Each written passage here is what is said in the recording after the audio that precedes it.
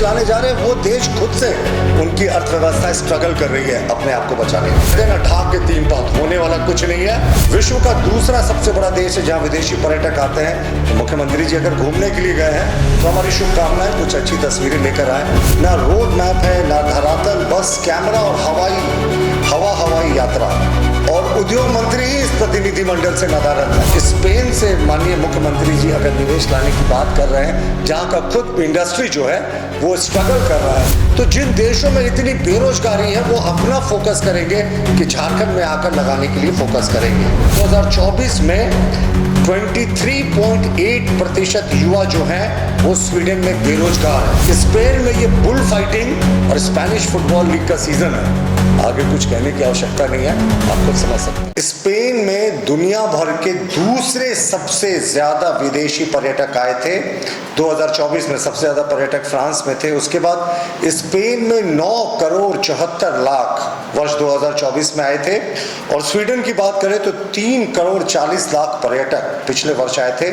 और अगर दोनों को जोड़ दिया जाए तो करीब 12.5-13 करोड़ पर्यटक हो जाते हैं एक वर्ष में इन दोनों देशों में, जो हमारे देश से लगभग 6 गुना 7 गुना ज्यादा है। तो प्रमुख पर्यटक स्थल है दोनों, इसमें कोई शक नहीं है।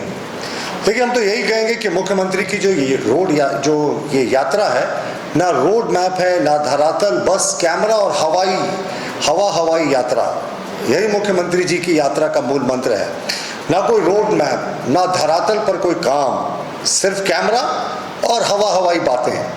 तो मुख्यमंत्री जी जब नीति और नीयत साफ नहीं रहती है ना, तो यात्राओं पर प्रश्न उठता ही है। निवेश का न्योता आप देने जा रहे हैं, पर जब तक आपकी नीति और आपका जो निवेश का क्या आपका रोड मैप है वो साफ नहीं होता, तब तक ऐसी यात्राओं का कोई औचित्य नहीं होता। आश्चर्यजनक बात है, उद्योग को लेकर ये यात्रा है और उद्योग मंत्री ही इस प्रतिनिधिमंडल से नदारद हैं। तो वही हुआ कि शादी है साहब, सब कुछ तैयार है, दूल्हे के पिता तैयार है, सब तैयार है, दूल्हा ही गायब है। आखिर उद्योग मंत्री अगर औद्योगिक निवेश ले जा रहे हैं तो उस प्रतिनिधिमंडल में, जो अच्छा खासा प्रतिनिधिमंडल है, उद्योग मंत्री का नहीं होना बहुत बड़ा प्रश्न खड़ा करता है। और हम बात करते हैं जिन दोनों राष्ट्रों में मुख्यमंत्री जी जा रहे हैं, उनका झारखंड से या देश से भी कहें तो ना कोई सांस्कृतिक जुड़ाव है, ना व्यापारिक इतिहास है तो बहुत बड़ा। तो फिर वहां से निवेश की संभावना कैसे तलाशने वो जा रहे हैं। घूमना जाना था, सैर सपाटे के लिए जाना था, तो मुख्यमंत्री जी जाते हैं, इसको सीधे तौर पर अपना टूरिज्म का इसको ट्रिप का नाम देते तो ये बेहतर होता।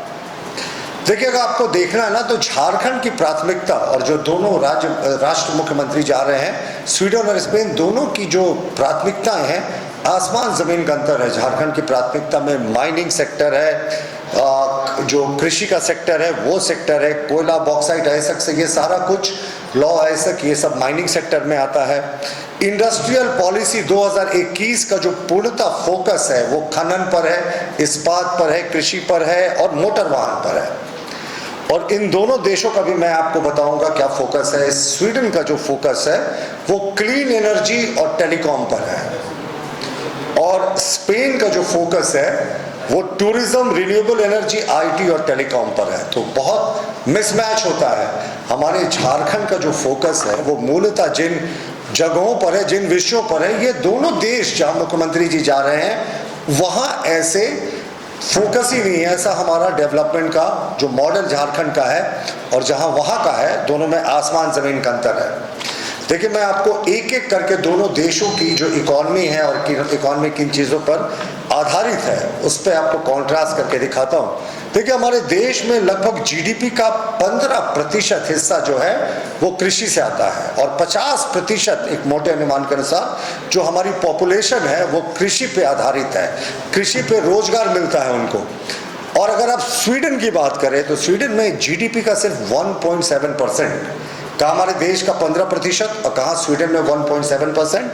और अगर हम स्पेन के एग्रीकल्चर की बात करें तो 2.5% ऑफ जीडीपी है। तो आप सोच सकते हैं इन दोनों राष्ट्रों में कृषि पर फोकस नहीं है। जो बेसिक कृषि होती है, बेसिक फार्मिंग होती है, उस पर इन दोनों राष्ट्रों का फोकस नहीं है। मुख्यमंत्री जी झारखंड की एक बड़ी जो जनसंख्या है वो कृषि आधारित कार्य में लगी रहती है और सबसे ज़्यादा रोजगार भी इसी सेक्टर से मिलता है। लेकिन जहां आप जा रहे हैं वहां एग्रीकल्चर फोकस में ही नहीं है। अगर हम स्पेन की इकॉनमी की बात करें तो वो मूलतः टूरिज्म और सर्विस सेक्टर पर आधारित है। टूरिज्म की अगर हम बात करें तो झारखंड में जो लॉ एंड ऑर्डर की विषम परिस्थिति है, टूरिज्म का जो बेसिक प्रिंसिपल है वो कहता है कि टूरिज्म इंडस्ट्री को बढ़ावा देने के लिए सबसे पहले लॉ एंड ऑर्डर को अच्छा होना चाहिए। आप देख सकते हैं ग्रामीण इलाकों में नक्सलियों के साथ अब तो ऑर्गेनाइज क्राइम ने भी पूरा सर उठाना शुरू कर दिया है। तो टूरिज्म का कैसे निवेश लाएंगे, और सर्विस सेक्टर की जो बात है ना, तो हमारा जो मैं आपको उदाहरण दे रहा था स्पेन का, उससे कहीं बेहतर सर्विस सेक्टर हमारे देश का है। हाँ, टूरिज्म के लिहाज से मैंने आपको पहले भी बताया कि स्पेन एक बहुत उन्नत देश है, वहाँ घूमने वाले लोग बहुत आते हैं। विश्व का दूसरा सबसे बड़ा देश है जहाँ विदेशी पर्यटक आते हैं। तो मुख्यमंत्री जी अगर घूमने के लिए गए हैं तो हमारी शुभकामनाएं, कुछ अच्छी तस्वीरें लेकर आए तो कुछ बात बने। देखिए, अगर हम युवाओं की बेरोजगारी की बात करें, स्वीडन की मैं बात कर रहा हूँ, माफ कीजिएगा स्पेन की, तो 25 वर्ष से कम उम्र के 28.4% लोग स्पेन में बेरोजगार हैं, या भयावह बेरोजगारी का दर है।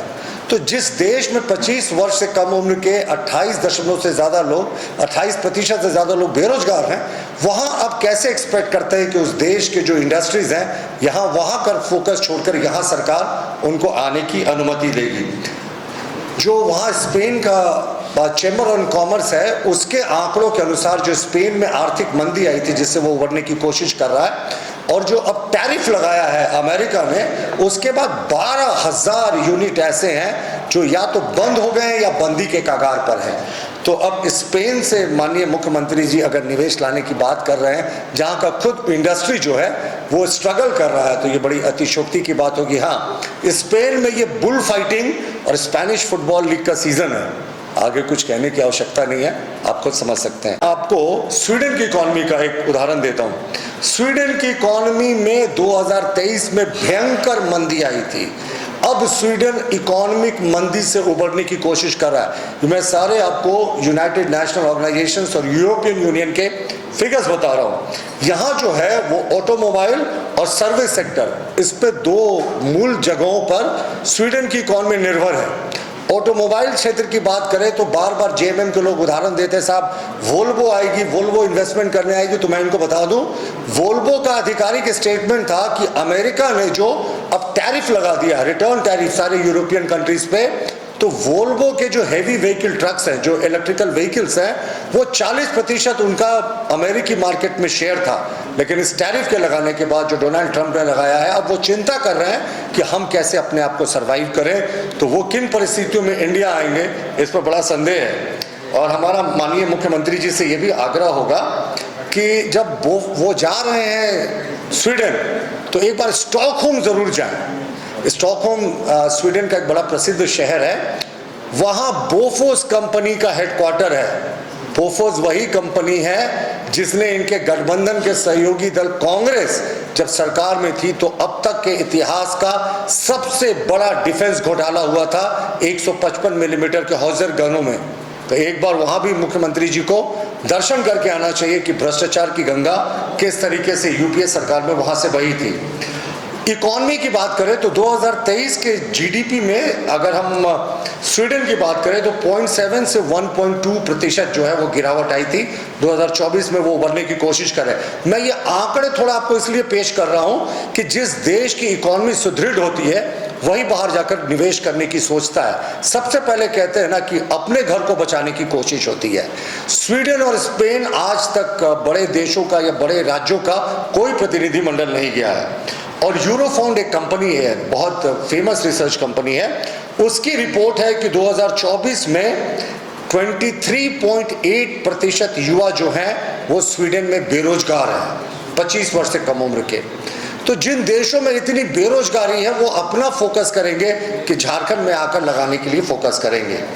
और जब देश खुद को ठीक करने की संघर्ष कर रहा हो तो ऐसे में कोई इन्वेस्टमेंट है, ये बेईमानी है। लेकिन मुझे जहां तक पता है कि कुछ कंपनियों को इन्होंने सेट करके रखा है, छोटी मोटी कंपनियों, MOUs होंगे, बड़े फोटोग्राफ्स खींचे जाएंगे, उन सारे फोटोग्राफ्स को सार्वजनिक किया जाएगा कि इतने सारे इन्वेस्टमेंट आ रहे हैं। लेकिन वो कहते हैं ना, ढाक के तीन पात, होने वाला कुछ नहीं है। फोटोग्राफी अगर मुख्यमंत्री जी को सार्वजनिक करना है तो जिस बेसिक पर्पज के लिए वो गए हैं, टूरिज्म, जिन टूरिस्ट प्लेसेस जाएंगे ना स्पेन और स्वीडन में, थोड़ा झारखंड वासियों को भी उसके दर्शन करा दीजिएगा।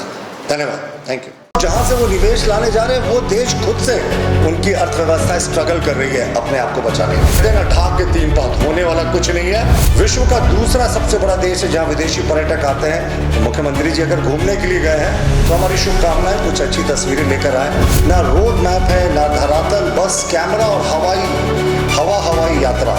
और उद्योग मंत्री ही इस प्रतिनिधिमंडल से नदारद है। स्पेन से माननीय मुख्यमंत्री जी अगर निवेश लाने की बात कर रहे हैं, जहाँ का खुद इंडस्ट्री जो है वो स्ट्रगल कर रहा है, तो जिन देशों में इतनी बेरोजगारी है वो अपना फोकस करेंगे कि झारखंड में आकर लगाने के लिए फोकस करेंगे। 2024 में 23.8% युवा जो हैं वो स्वीडन में बेरोजगार है। स्पेन में ये बुल फाइटिंग और स्पेनिश फुटबॉल लीग का सीजन है। आगे कुछ कहने की आवश्यकता नहीं है, आप खुद समझ सकते हैं।